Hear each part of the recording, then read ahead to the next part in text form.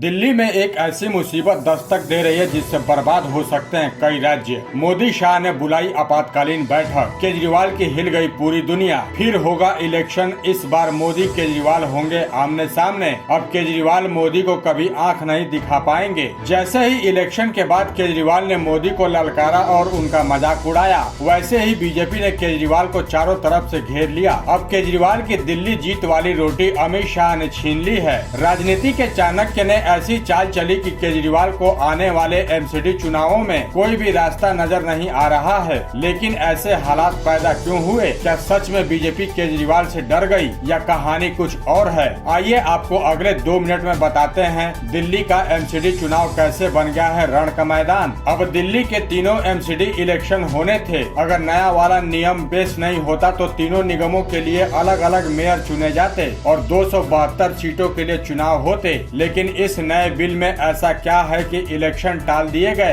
दरअसल बीजेपी की राजनीति समझने वाले राजनीतिक पंडित कहते हैं कि बीजेपी पहले घेरती है, फिर प्लान बनाती है और उसके बाद अपनी संसदीय ताकत का इस्तेमाल करती है। अगर तीनों नगर निगम एक हो गए तो मेयर भी एक ही होगा और फिर उसका पावर भी दिल्ली के मुख्यमंत्री के बराबर ही होगा। इसी राजनीति पावर के चलते 10 साल पहले शीला दीक्षित ने नगर निगम को 3 हिस्सों में बांट दिया था और अब यही राजनीति बीजेपी करने वाली है। दिल्ली के 3 एमसीडी पूर्वी दिल्ली, उत्तरी दिल्ली और दक्षिणी दिल्ली नगर निगम अब एक हो जाएंगे। नए नियम से अब मेयर सिर्फ सदन की अध्यक्षता करेंगे। पैसों की मसलों को कमिश्नर सुलझाएंगे। पहले केंद्र सरकार दिल्ली सरकार को पैसा देती थी और दिल्ली सरकार नगर निगमों को पैसा देती थी, लेकिन अब सीधा एक ही निगम को पैसा मिलेगा जहां फिलहाल बीजेपी की सरकार है। और दिल्ली सरकार और एमसीडी का विवाद अब खत्म हो जाएगा। यानी मोदी सरकार ने डीबीटी मतलब डायरेक्ट बेनिफिट ट्रांसफर का इस्तेमाल दिल्ली में कर दिया है।